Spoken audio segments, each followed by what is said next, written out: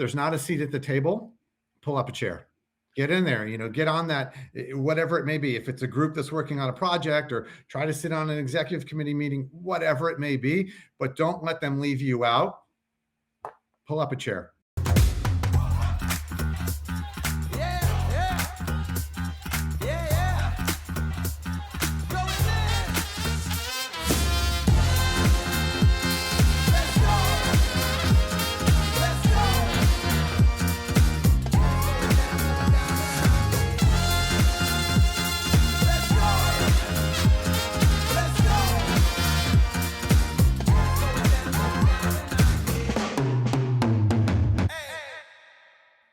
Okay, we're live here. We're live broadcasting. We're posting. We're tagging all the things.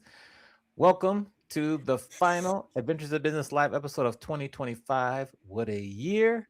What a year. What are your plans for the holiday? What do we have to look forward to? Well, I'm currently sitting in an office that has boxes head to toe all around because we just moved back into our house after that long renovation. The rest of the house is almost unpacked, but I figured I would get my office together when I got back from holiday. So first things first, I will get my office together in January. But I'm gonna grind all week, and then my husband and I leave for Paris on Thursday night, and we're gonna go to Paris for Christmas. We were supposed to go for my 50th birthday earlier this year, but the renovation just waylaid us, so we had to cancel it. And I don't know. We moved it to Christmas in Paris, which I don't think is that bad of a backup plan. I do not think that's a bad backup plan at all. So Yeah, can't wait to hear about the trip. yeah. All the things. I just did my last trip, my last work trip of the year. I went to Site SoCal, which was amazing. It was at La Quinta. They did an amazing job. It was beautiful and festive and fun, and all this money was raised for charity. And it's good to be with your friends and your clients who you're just in this kind of war together all year, where misery loves company, happiness loves company. We're in it together. So it was just good to celebrate. Okay. And then I did my very last sales coaching session this morning at 11 a.m. So yeah, I mean, I've got a lot of lasts this week before the year wraps up. Yeah. Good. Yeah. Good for What about you? How's your grading? How's the papers? What's happening in your world? Yes. So last week, I went to the LV, Las Vegas Hospitality Association holiday event. That was really nice. It was at the Fontainebleau at Nice. I forget the name of the nightclub there. So it was a nice space. Good to see people. So that was fun. I had one of my final DJ gigs at the lounge in Durango Casino on Saturday. And then yes, one more week of class. So this is final exam week.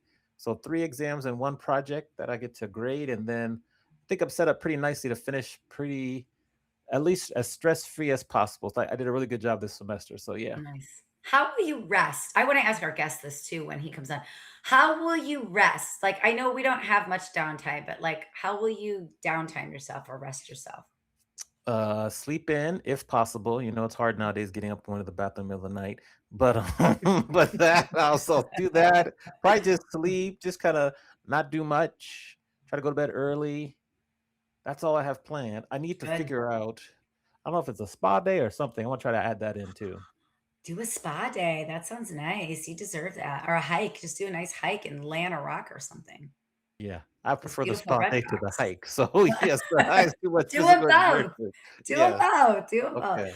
Well, Okay. speaking of hikes, I want to introduce our guest who actually just Yes. did a big hike, and I'll ask him about that at some point. But we have a friend of the podcast who has been on the show once before under a different identity.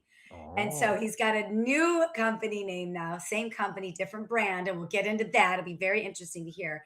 He's still a leader, an executive leader in our hospitality industry. He's a dad, he's a husband, he's a friend of the pod. He's the senior vice president of global sales strategy for Peregrine Hospitality. Welcome back to the show, Chris Riccardi. yeah. So another round of applause there for Chris. He's on our screens. Thank you, Mandy. Thank you, Amani. I'm delighted to be back. It's great to see you too. And thank you for, I'm glad I could jump on as the last one of the year. Yes. You're our grand finale. Yes, we have plenty of questions. I'm going to let Mandy start off because we've got a lot of things to talk about. So where should we begin, Mandy? Well, I want to begin, Chris, if it's okay with you. The last time you were on the show, it was with KSL, and now it's Peregrine. And I know the brand has changed. I know the company went through, a lot of work to change, the brand and the identity and everything. So we just share what that change was and what is Peregrine Hospitality. Absolutely. So we've gone through a rebranding. Basically, Peregrine Hospitality was publicly launched in January of this year, and it's really an expansion of our business beyond resorts. It now includes hotels and resorts in three different categories. So we have resorts, we have luxury boutique, as well as we have select service hotels. And so we've basically brought several groups together, and now we have over 90 hotels throughout the world. Um, 2,000 rooms, 100 plus restaurants, 500 holes of golf, 20 spas. So we've really expanded this year and just expanded our business throughout the country. I love that. What is I mean, obviously everybody always wants to expand, but what was the cause for the expansion at this time? Like right at this moment? Well, so it was KSL Resorts and then Mission Hill Hospitality, two sister companies, and basically we brought in Mission Hill and KSL Resorts together under Peregrine Hospitality, one new company business unit. And one of the biggest things is we own and operate all of our assets. So Yeah. some of those assets in the past were not being operated by our management company. So that was how the whole thing was born. I'm going to start, but ask you guys a question. Do you know Mhm. what a peregrine is? No, I was going to ask, where does the name come from? So go Okay. ahead, tell us. I It is a I do falcon. I do, but I have an unfair advantage. But yeah, so It's a yeah, falcon. It is the yeah. fastest bird in the world. Flies over 240 miles an hour. And Wow. so we thought, and actually in Latin it means peregrinus, which means wanderer or traveler. So we thought that was a great connection to our business as well. And so Peregrine Hospitality operates like the falcon with precision, accuracy, and agility.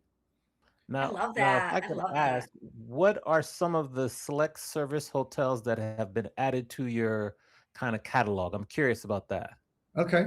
So there's 33 of them throughout the country. We have like the AC Hotel in Clearwater, Florida. We have the Spring Hill Suites in Navarre Beach, Florida, which is a stunning resort over Yeah. there in the Panhandle. We have the Oriat on the Kansas University campus, sits on a beautiful mountain. We have hotels in Killington and Steamboat, all in Myrtle Beach, all over the place. Nice. Okay. I want to go back. You just said something about you own and operate all your assets. I don't think guests traveling or meeting planners traveling to hotels know how important that is. So, like, why should we, as attendees or meeting planners, why should we care that all of your assets are owned and operated? I mean, I know, but like, why should the greater Yeah, I mean, masses know? first to start in the meeting planner world, it means all decisions are done right here. You don't have to go through 17 different levels and go through a corporate office and the chains and the brands. When you own and operate, you can make the decision. So there's a whole lot more flexibility, creativity, speed to get answers as well. On the meeting planner side, every space is for sale. It just there's a price behind it. So we can do that and be that flexible, that creative, and do what we want. And I think the planners love working with us because one of our sayings is to be easy to do business with. Yeah. Yeah. And I certainly think we are. And I believe, man, you hopefully feel the same way. I agree. I love knowing that like every space is for sale because like how many times I know I've done this, my clients do this. Like you go to a hotel and you're like, God, wouldn't it be awesome if we could just do this here? And so many hotels have rules. You can't do this, you can't do Yeah. this. But like I totally know when I'm coming to one of your hotels, be like, have you ever considered like doing something like this here? And you guys are like, we haven't, but we will. I love that feeling of creativity like with a partner Yeah. like that. The answer is yes. What's the question? We Yeah. like that. We like that. Yeah. With the year we've been through, 2025, with relates to the hotel hospitality industry, what have been three lessons? What have you learned this year that you didn't know before? I think, well, there was a lot of things that happened this year, and I think the government shutdown, the tariffs all impacted all of our business.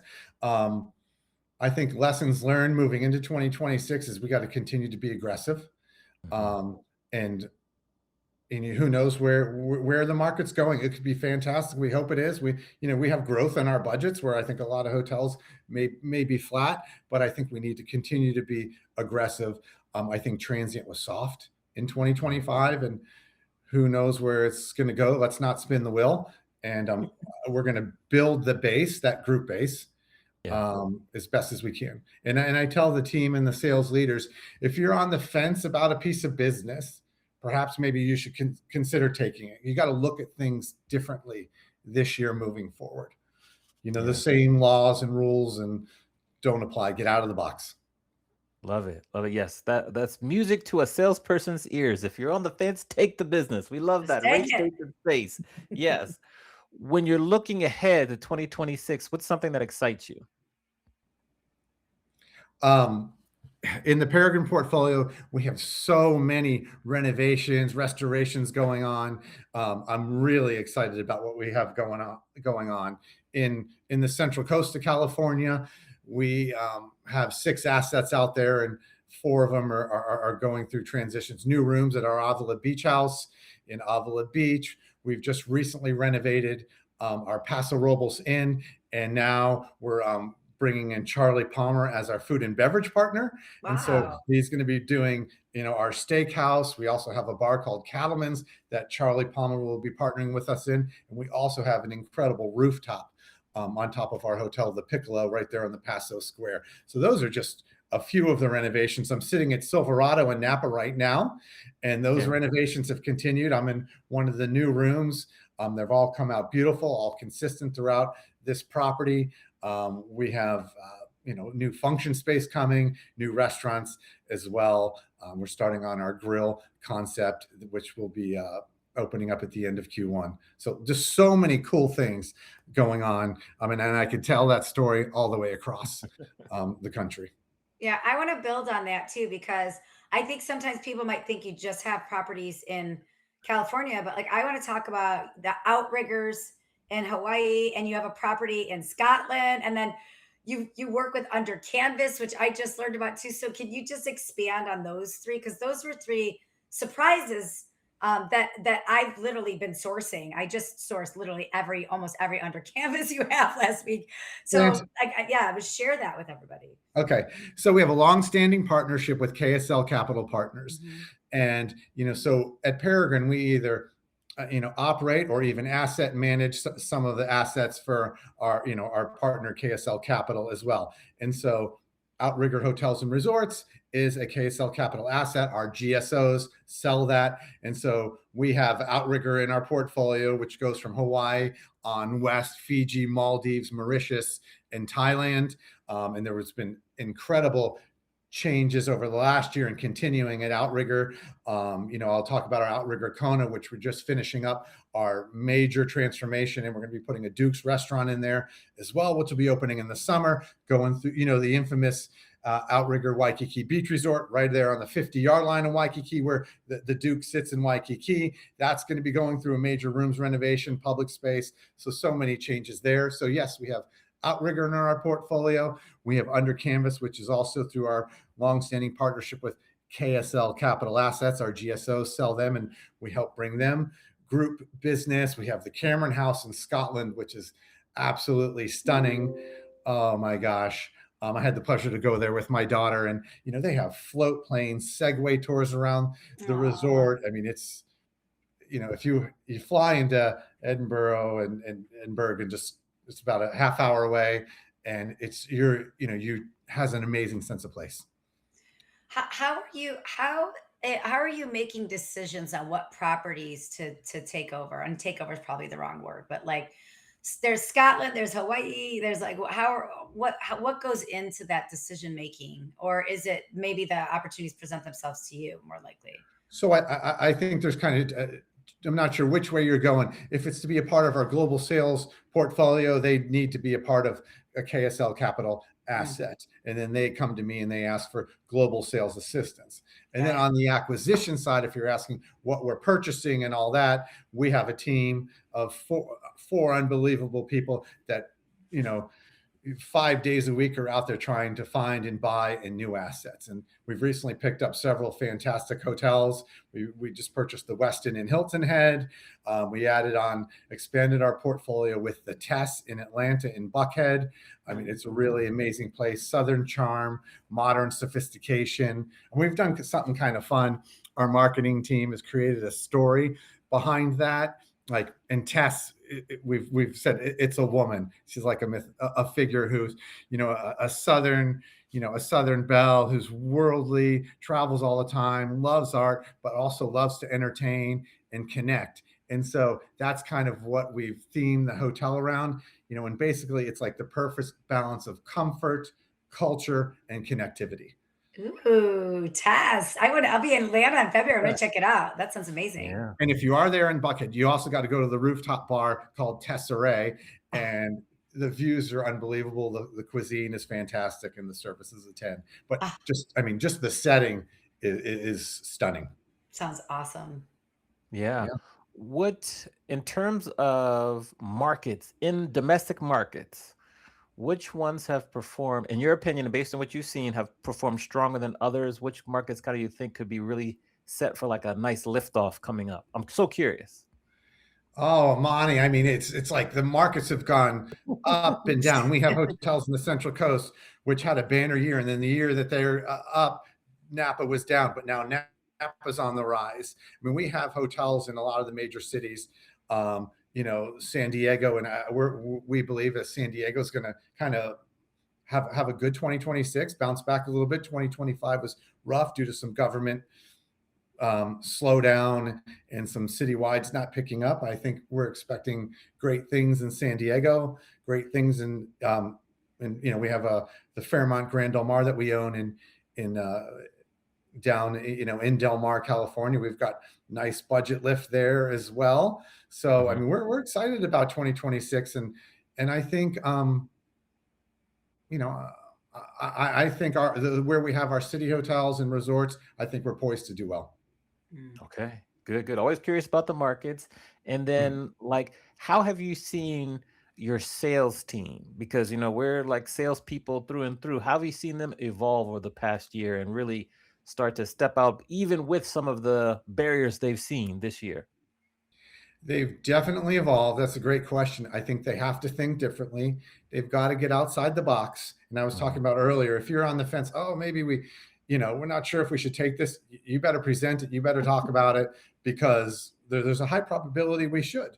So right. I think you've got to think differently, and you've got to look under different rocks and in different markets. Perhaps you weren't chasing whatever Smurf. Maybe you need to go into there, or maybe a certain segment of tech. We know that some tech is down, but AI related companies are up. So you've got to really investigate that. And we're really trying to challenge our team to, find new markets. They have their solicitation goals, and they're held accountable for that. And so we're trying to get them to constantly find new business. I want to hang here with the salespeople for a minute, because I know how hard it is to recruit and retain top talent.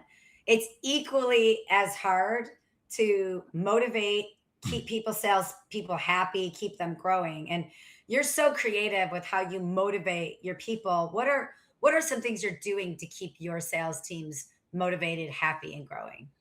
Well, first of all, I think one of the things I like to say is you've got to re-recruit your own team. People are always out there trying to find new. First of all, re-recruit your own team. If you've got great talent, you better make sure you figure out ways to keep them. So, it is the basic rule, treat people the way you want to be treated, but that you can go another level, and the platinum will treat them the way that they want to be treated. And I think you need to understand what makes your salespeople tick. And that will really help you retain them, and there's a group of ladies on one of the teams, and they love shoes and stuff. And so, you know what? Okay, if we hit this special stretch target, everybody gets a pair of Louboutin shoes. Yeah. Louboutin shoes. Yeah. They're probably not going to buy them from themselves, but you know what? Every time they wear those shoes, they're going to go, wow, I got these from Peregrine. Yeah. And So that, we try to do very creative things like that. So we have very creative incentives at like almost every one of our hotels, stretch goals. And, here's something fun that we did for one of the teams. We threw $15,000 in the pot, and there was 4 people on that team. If they hit both of these metrics, that team split the $15,000.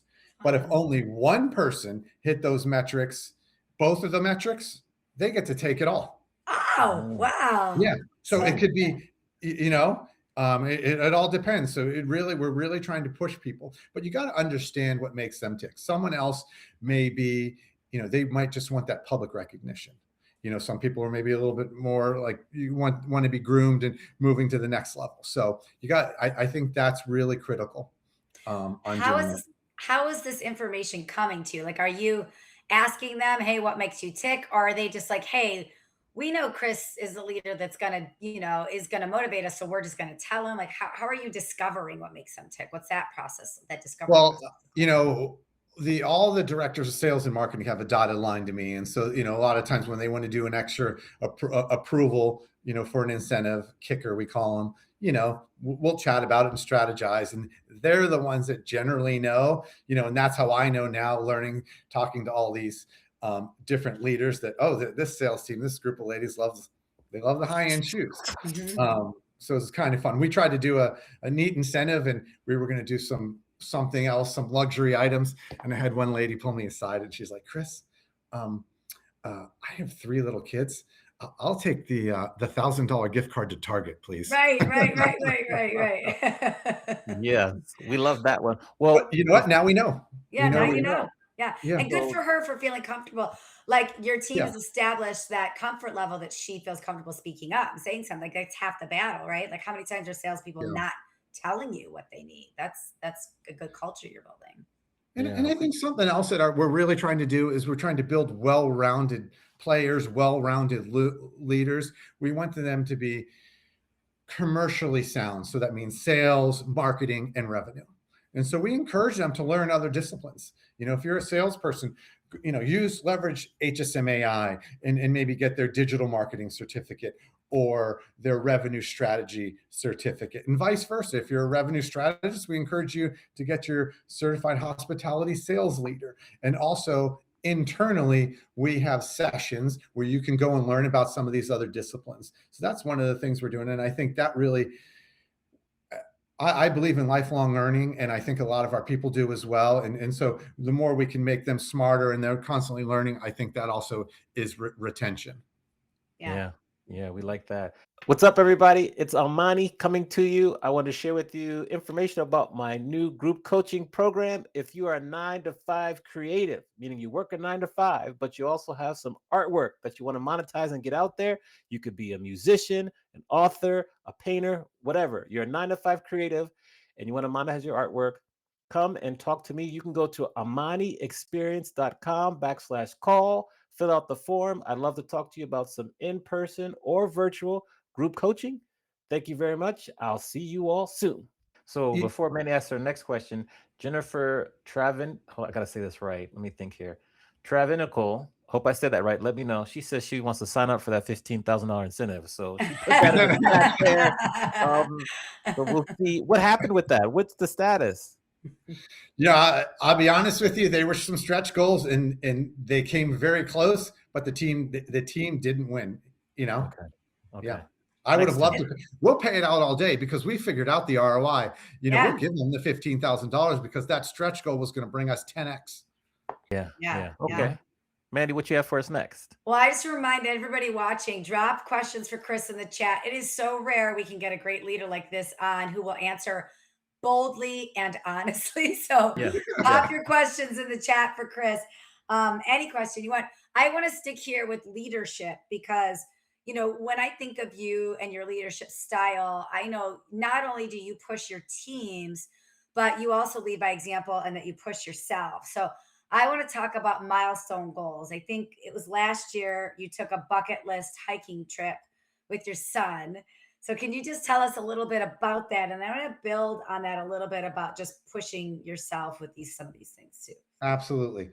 So, yes, last year, my son and I climbed Mount Kilimanjaro.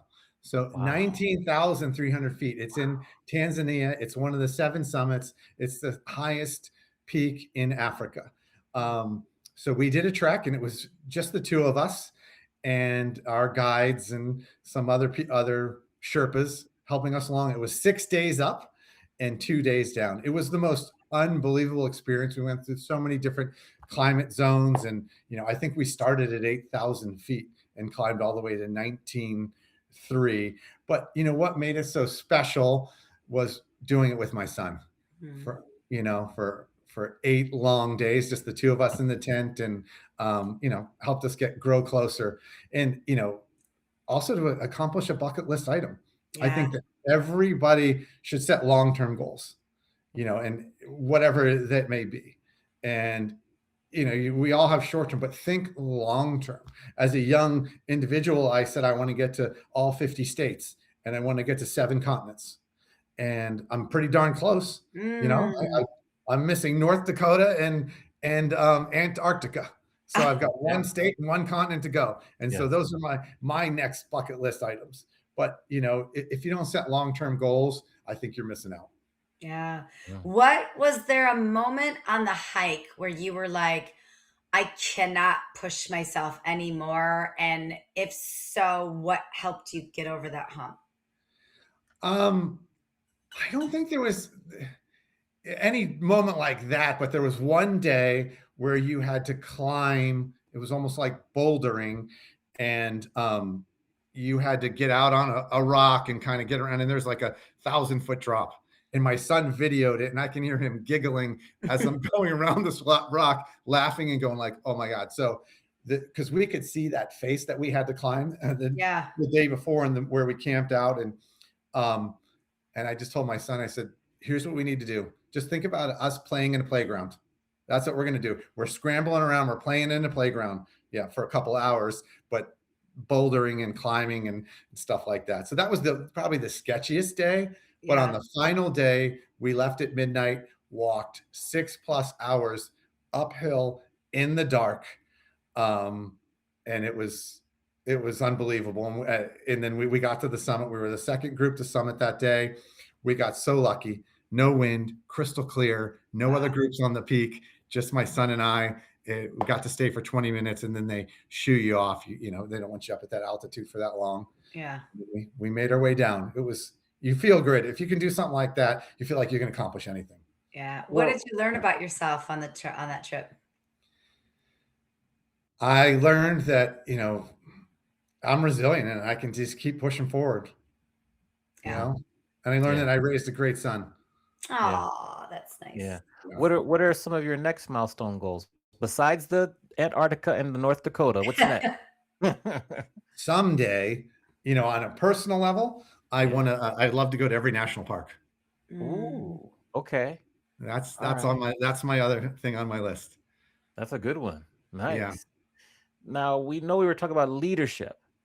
How would you define leadership, and what are some leaders that you admire currently? Or who are some leaders that you admire currently?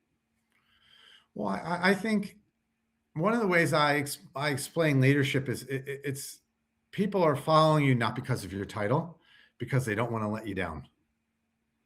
And I think that's just critical. And you shouldn't have to use your title, and people can be leaders and lead their counterparts. So that's kind of the way I define leadership. And in our company, I think we have a lot of great leaders. Our whole, executive leadership team, and I get to work with a lot of smart people every single day. And the great thing about it is everybody treats each other with respect. They're always trying to help each other, lift each other up, and they're creative. And a lot of times we ask each other the why. Well, why are you doing it that way? Or why are we doing it that way? Just because we did it before that way doesn't mean that's the same why we should continue to do it that way. Mm-hmm. And I think leadership is getting 110% out of everybody. Yeah. Just finding a natural way to do that. Yeah. I like to view leadership as like a muscle. So if we view it as a muscle, what are you doing to continue to improve and strengthen your leadership muscle? Well, as I talked about lifelong learning, I Mhm. read, I'm a part of HSMAI, their sales advisory board. And I get to learn and chat with some of the other great leaders in our industry. Um, and I also, while I was with that, currently still on that sales advisory board, we helped write the CHL, Certified Hospitality Sales Leader. And you learn a lot about yourself, about more about the industry, and so on. So I think that really helps. And I Yeah, think, you know what, you can always, I say you can learn something every day. I I agree. agree. Yeah. I, Absolutely. I want to, as we're talking about leaders, because I think you do a really good job at this, Chris, is inspiring young leaders. So, what advice do you have for young leaders? You interact with directors of sales and marketing all the time. They've got a dotted line to you. Anybody that wants to enhance their career, maybe become a director or do what you do, what advice do you have for young leaders?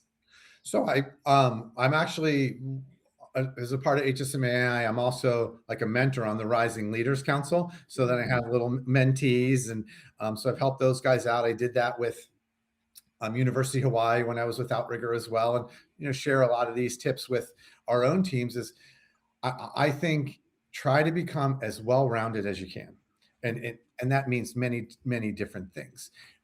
Say you only work in the Vegas market. That's its own world in itself. You should go and learn the Florida market or the California market. Say you're only handling corporate. Maybe you need to learn association. You should learn Smurf.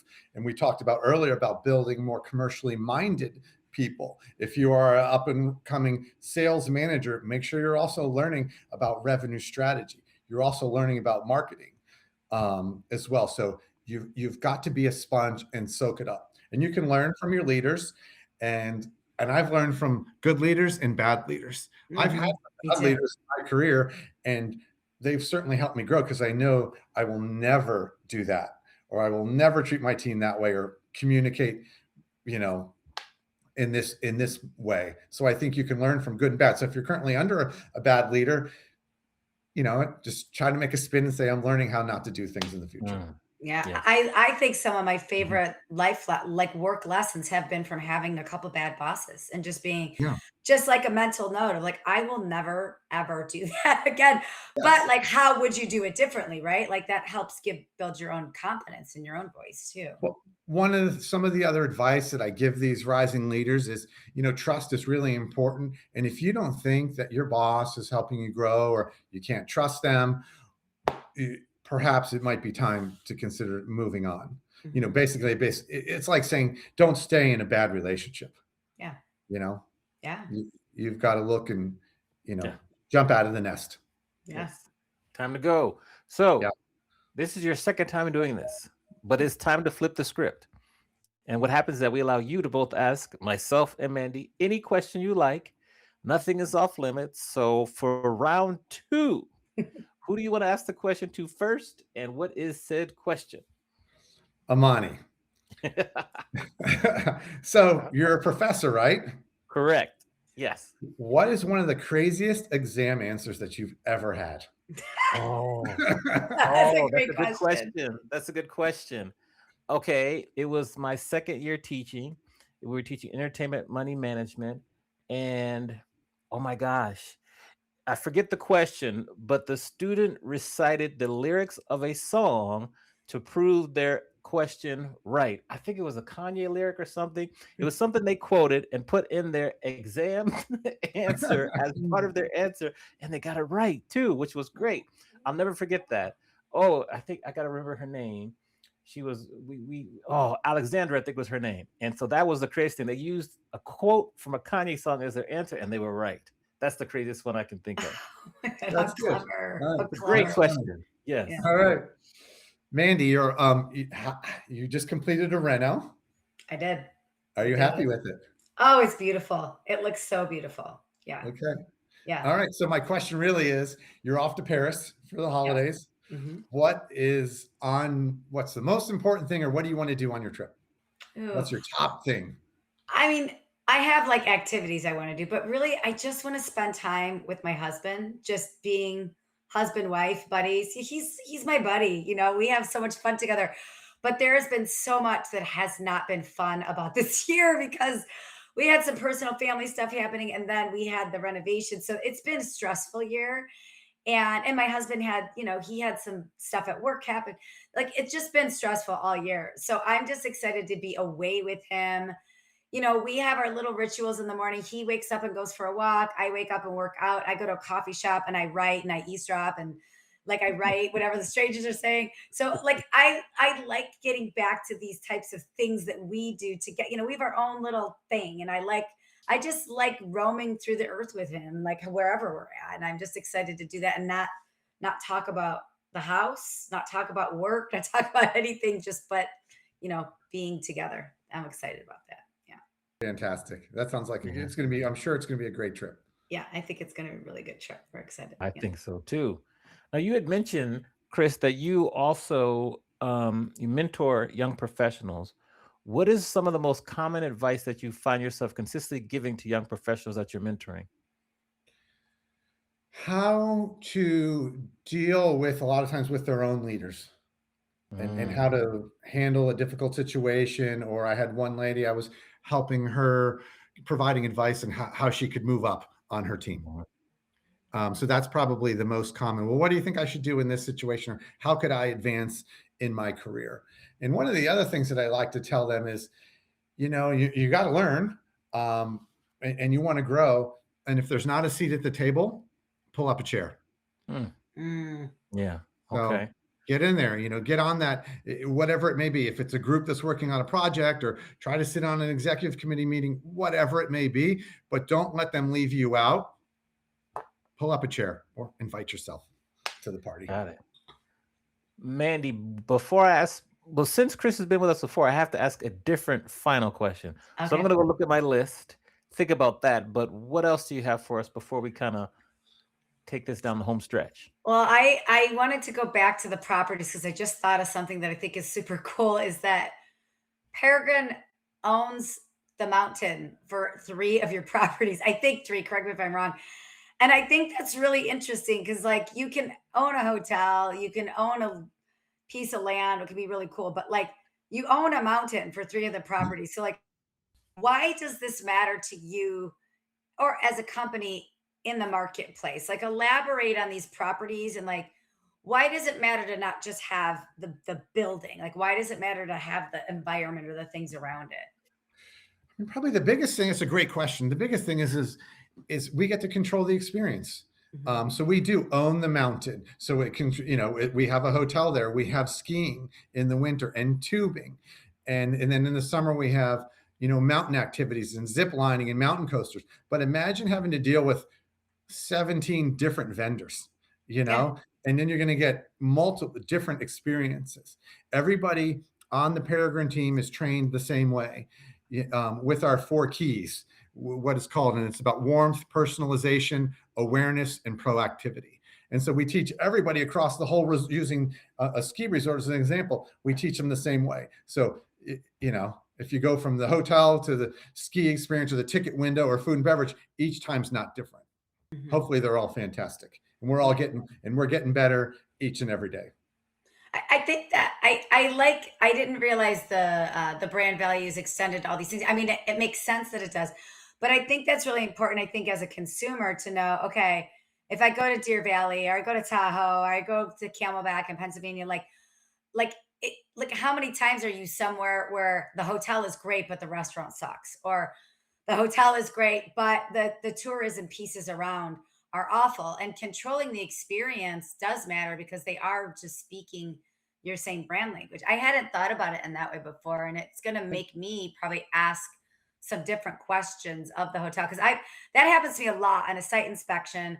I'll ask, is this restaurant owned or leased? And Mhm. if it's leased, who operates it and what are their philosophies, and a lot of times they're not in line with the actual hotel, and it adds a layer of complication for us. Not saying that every hotel that has a lease experience is a bad experience. That's not what I'm No, saying, but I think it's worth knowing the importance of the overall ownership yeah, management of it. whether it's golf or spa, when you're looking at a resort, it's important to know. But Yeah. again, it goes back to the whole concept of being easy to do business with.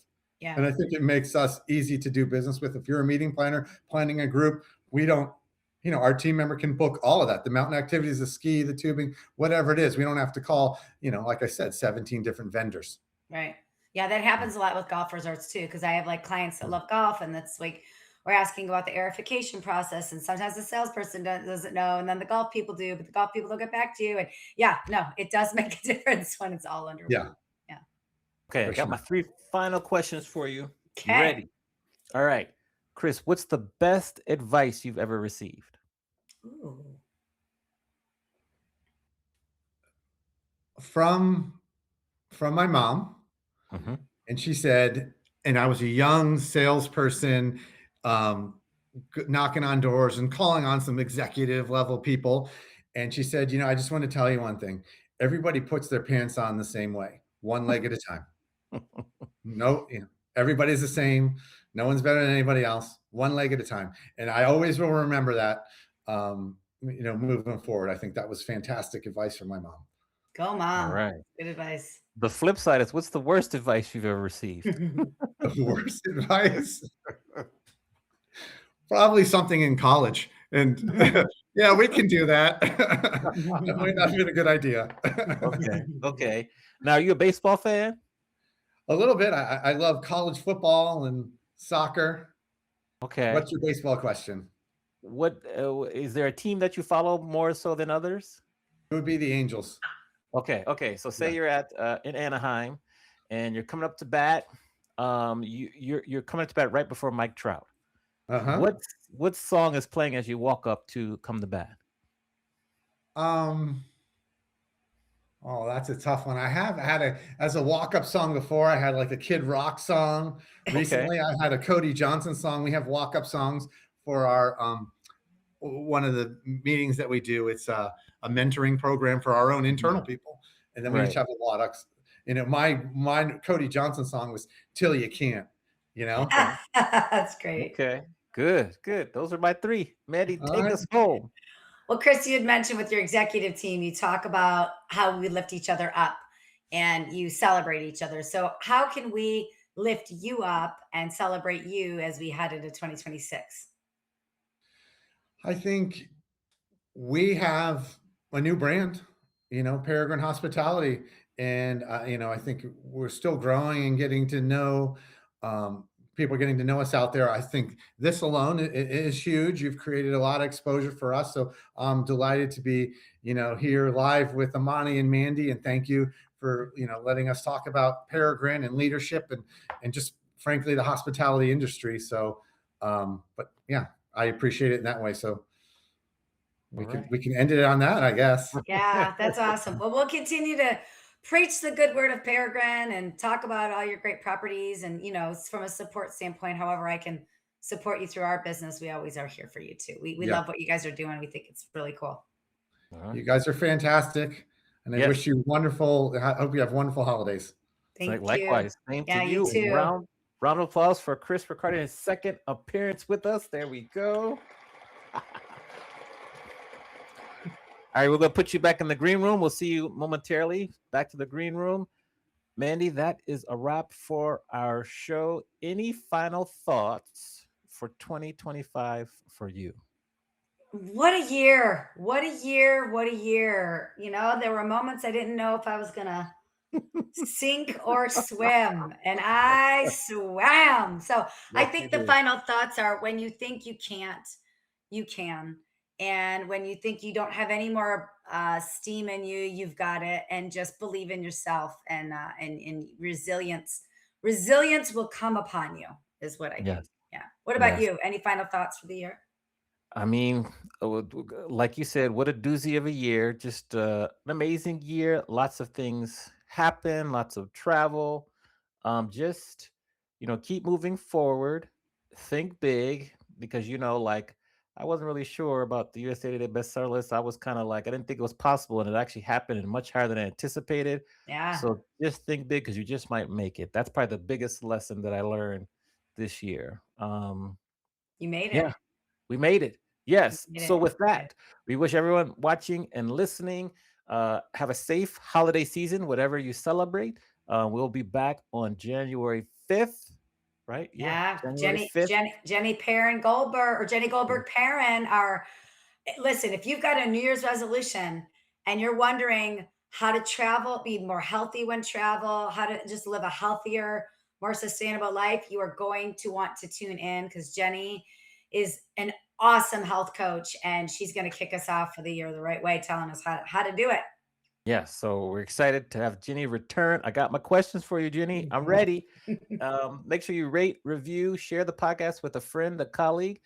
Subscribe if you're watching or listening on YouTube, and we will see everyone in 2026. Take See care, you everyone. next year. Bye. Bye. Thank you for tuning in to Adventures in Business. Don't forget to rate and review our podcast on the platform that you're currently listening it on. And don't forget to share it with your friends and anybody that might be as much of the business nerds as Amani and I are. See you next time for another captivating interview.